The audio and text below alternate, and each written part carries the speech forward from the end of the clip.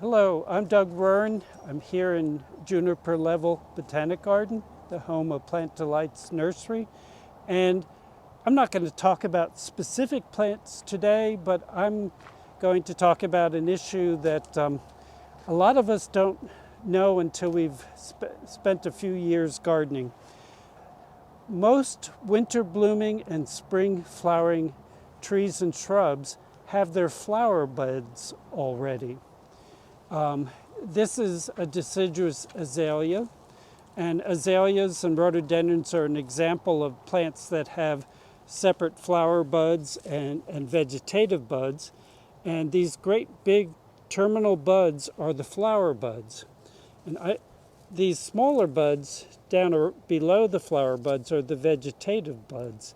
So the flower buds will come out next spring, and by the time they're done, these vegetative buds will produce new shoots. Well, and we can see what this, a year ago, we can travel back in time. This was the terminal cluster of flowers that are now little seed pods, and then those vegetative buds became these 5 stems that were produced around this past spring's flower bud. And this magnolia, this is a deciduous magnolia, also has separate flower buds and vegetative buds. The big terminal fuzzy bud on a star magnolia looks a lot like a pussy willow, and then the smaller buds down below there are the vegetative buds. And the main reason I want people to know this is because if you go out and chop these things back at this time of the year, you're going to cut off all the flower buds, and they're not going to bloom next spring.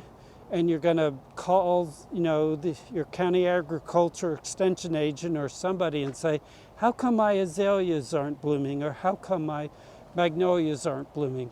Well, if you prune things at the wrong time of year or prune them improperly, you'll cut off the flower buds if you do it this time of year.